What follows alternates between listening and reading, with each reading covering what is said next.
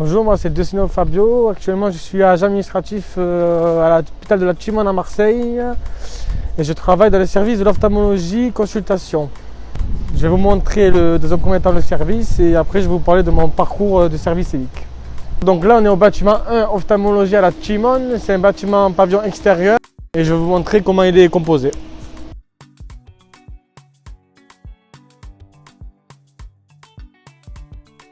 Donc là, il y a l'accueil. Du coup, le patient il arrive et se présente à l'accueil pour savoir s'il a rendez-vous. Il donne son nom et son prénom et les étiquettes sont prêtes directement. Et si c'est une urgence, on l'envoie directement se faire enregistrer au guichet qu'on va aller voir.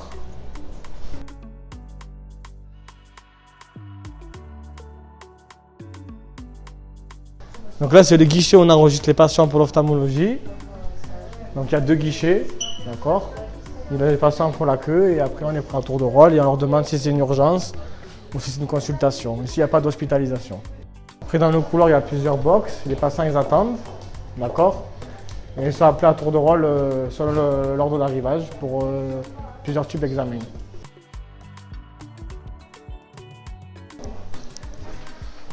Donc là c'est la salle de pause.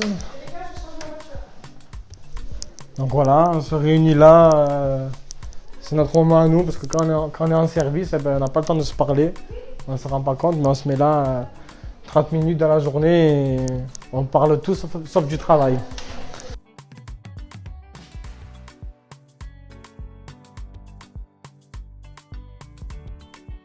Alors j'ai décidé de faire un service civique parce que j'ai perdu mon travail. J'étais dans le commerce à l'époque de la pandémie du Covid. J'ai perdu mon travail et je me suis retrouvé au chômage. Et je cherchais du travail et je suis tombé sur ça, service civique, pour s'engager. Je me suis dit pourquoi pas. Au début compliqué parce que quand on arrive dans une structure comme ça, c'est hyper grand. Et puis à l'époque où je suis rentré, moi le service civique n'était pas très connu par le personnel APHM.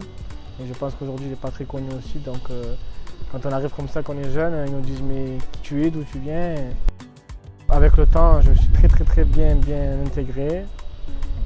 J'ai appris, on m'a été beaucoup mis en avant par le personnel et par l'encadrement. Et j'avais rencontré aussi M. Crémieux. Il nous a rencontrés à me rebrocher. Et l'un des objectifs quand il avait repris la PHM, c'était de mettre en valeur les services civiques au sein des hôpitaux de Marseille.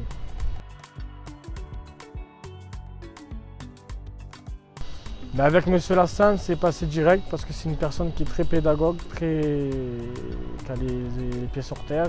Il reçoit des jeunes, il nous met dans le bain direct, il nous explique qu'on doit prendre notre temps, qu'on doit comprendre, essayer. Et franchement, c'est quelqu'un qui est très sympa et que franchement, il nous met vraiment à l'aise. Et c'est une personne avec qui on peut progresser et c'est grâce à lui que j'ai progressé lors de mon emploi civique, mon service civique. Et voilà.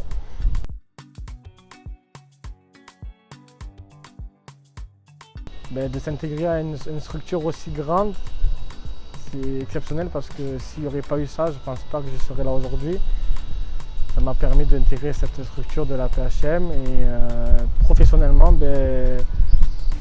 je ne pensais pas au début que ça allait me plaire et au final le service civique m'a beaucoup plu. Et le métier que j'ai appris lors de mon service civique m'a aussi plu. Et c'est pour ça qu'aujourd'hui je suis titulaire au même poste dans mon travail de tous les jours.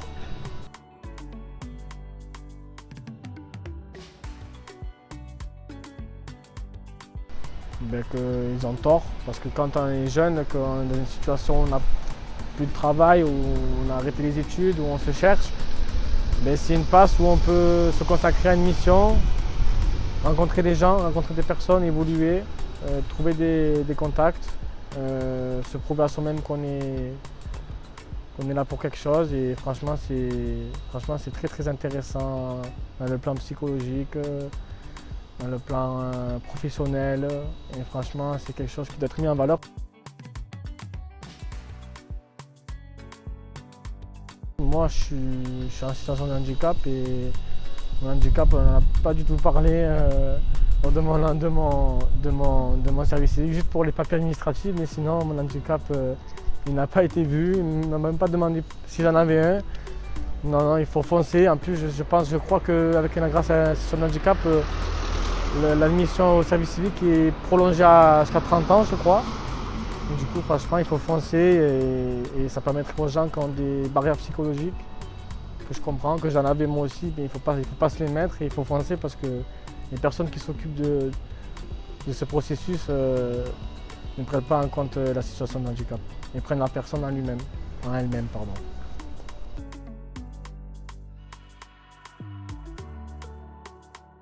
Inoubliable. Et toi alors, tu t'engages quand?